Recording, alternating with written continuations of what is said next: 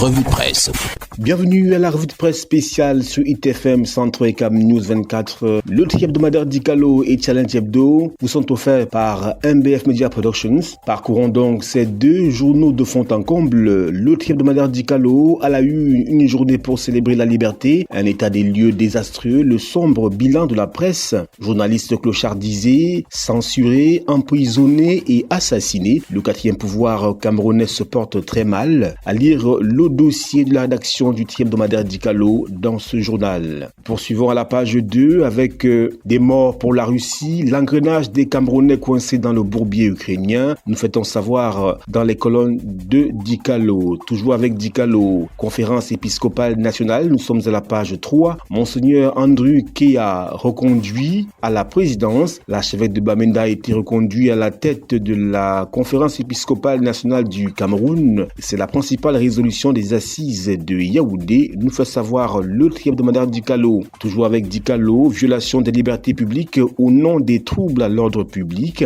L'opposition s'est dit être victime de toute forme de persécution émanant des autorités administratives pour des raisons fallacieuses. Toujours avec Dicalo, page 4, cette fois-ci, candidature unique de l'opposition, Anissé Kane Sambaka ouvre un nouveau front, et bien, direction Dicalo. Publication des listes électorales, le MRC charge à nouveau Elecam à la page 4. Joseph-Emmanuel Ateba, le secrétaire national à la communication du MRC, tente d'exhumer ce vieux dossier. Il accuse Elecam de jouer le jeu du RDPC. Eh bien, le hebdomadaire Dicalo nous en parle en profondeur. Liberté de la presse, toujours avec Dicalo à la page 5. Des reculades significatives au Cameroun, nous fait-on savoir. Journée internationale de la liberté de la presse, donc l'intelligence artificielle comme gage d'une presse libre, eh bien, Dicalo nous en parle davantage. Danger de l'intelligence artificielle, la mise en garde du ministère de la Communication est à consulter dans les colonnes du hebdomadaire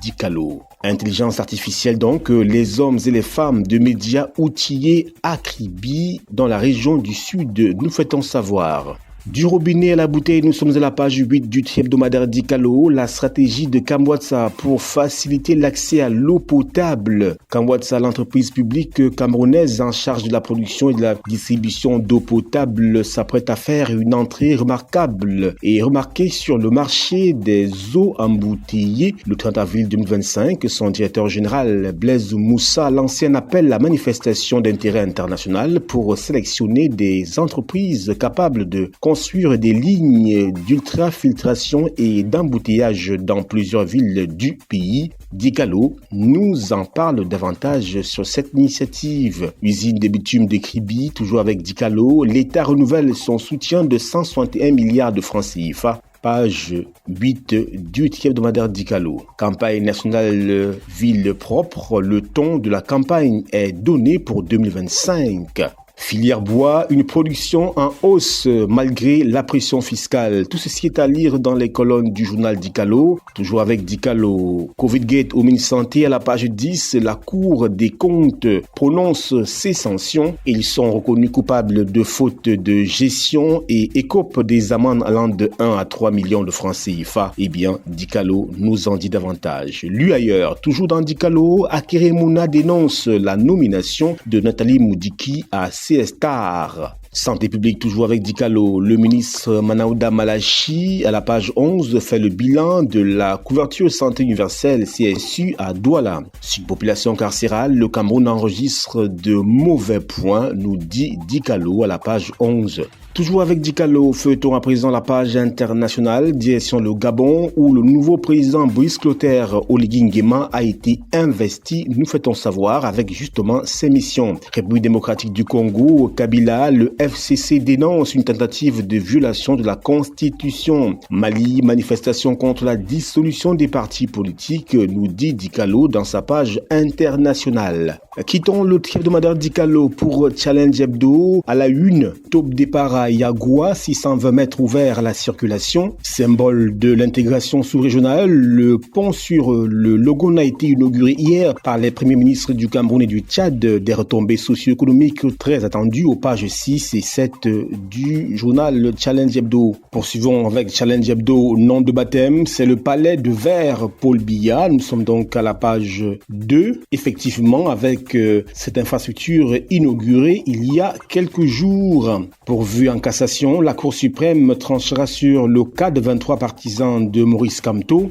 Ce feuilleton judiciaire va-t-il enfin connaître son épilogue le 15 mai prochain? Eh bien, esquisse des réponses dans les colonnes du journal Challenge Hebdo. Poursuivons toujours avec ce journal, à la page 3 cette fois-ci, expulsion massive des Camerounais de Guinée équatoriale, tenue prochaine d'une consultation sur des questions consulaires. C'est dans le cadre de la recherche des solutions dans le respect de la souveraineté des deux pays, nous dit Challenge Hebdo. Toujours avec ce journal, coopération Cameroun-États-Unis, 75% de projets seront gelés en 2025. La suspension de l'aide internationale américaine n'en finit pas de drainer donc des conséquences négatives pour le Cameroun. Quittons la page 3 pour la page 4 de Challenge Hebdo. Lutte contre le paludisme. Le Fonds mondial exhorte l'unité dans l'éradication pour sauver des millions de vies et bâtir un monde plus sûr et plus prospère. Nous fait-on savoir. Infection à VIH, les résultats encourageants du taux de prévalence. Pour le Comité national de lutte contre le sida, cette baisse n'est pas un fait du hasard. Eh bien, direction Challenge Hebdo pour plus de détails sur les raisons de cette baisse, bien évidemment. Poursuivons avec Challenge Hebdo à la page 5, cette fois-ci, assistance Manaouda Malachi au chevet de Jean-Paul Akono et Emmanuel Afenou. Les deux sportifs sont en situation sanitaire délicate à l'hôpital général de Yaoundé. Ils sont pris en charge par le gouvernement. Enfants de la rue, retirés de la route, ces jeunes victimes de préjugés, c'est le défi que veut relever le ministère des Affaires sociales à travers 3 jours de réflexion. Challenge toujours pleine du Logone, le pont de 629 mètres ouvert à la circulation. Les premiers ministres du Cameroun et du Tchad ont conjointement inauguré l'infrastructure routière de 620 mètres ce 28 avril 2025 en présence de plus de 10 000 personnes et personnalités venues du Tchad et du Cameroun. L'événement marque ainsi le top départ pour l'usage de cet ouvrage qui constitue la deuxième voie de liaison terrestre avec le Tchad,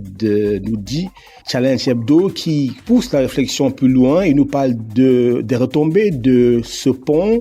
Les enjeux socio-économiques d'un projet intégrateur nous sont livrés par Challenge Hebdo. Page 7, Fleuve Logone. Un pont, 3 gros acteurs, toujours dans la même dynamique, pour comprendre les retombées et bien sûr la plus-value de ce pont entre Yagua au Cameroun et Bangor au Tchad. Éradication de la contrefaçon, les conflits de compétences plombent la lutte. Les douaniers et les agents de contrôle du Mines-Commerce se bousculent sur le terrain. Plus de détails avec Challenge Hebdo. 100 milliards de francs CFA en fumée, aucun secteur de l'activité n'est épargné. Les vins et spiritueux occupent le haut du pavé, nous fait-on savoir dans les colonnes de ce journal. Toujours avec Challenge Hebdo, santé publique du littoral, le gouverneur Iva Diboa installe le nouveau délégué régional. Le docteur Sorel Ngor Mebe a pris les commandes de la délégation avec des missions bien précises dont les grandes lignes nous sont livrées dans les colonnes de Challenge Hebdo, bien évidemment à la page 9. Sport football à présent, MTN League One vers un revirement de Bambutos de Bouddha. Le président du conseil d'administration de cette équipe aurait présenté des excuses à l'instance fêtière du football national suite aux absences répétées de son équipe aux rencontres programmées Just Wait and See. Football toujours, Abdourahmane Amadou Baba charge à nouveau la FECA Foot. C'était au cours d'un entretien avec B-News, extrait de ses déclarations incendiaires dans ce journal. FECA Volley, les Lions du volley ont un nouveau staff technique. Direction ce journal pour plus de précision. Obsèque du pape François, le dernier hommage à l'évêque de Rome nous est livré dans les colonnes du journal Challenge Hebdo. Direction Côte d'Ivoire, Gbagbo lance le mouvement Trop c'est trop. Plus de détails dans ce journal. Voilà, madame, monsieur, c'est la fin de la revue de presse spéciale sur ITFM Centre ECAM News 24 émettant depuis Garoua. L'autre hebdomadaire Dicalo et Challenge Hebdo vous sont offerts par MBF Media Productions avec un feuilletage détaillé des principales informations qui meublent l'actualité au Cameroun. Restez en compagnie de nos programmes qui se poursuivent.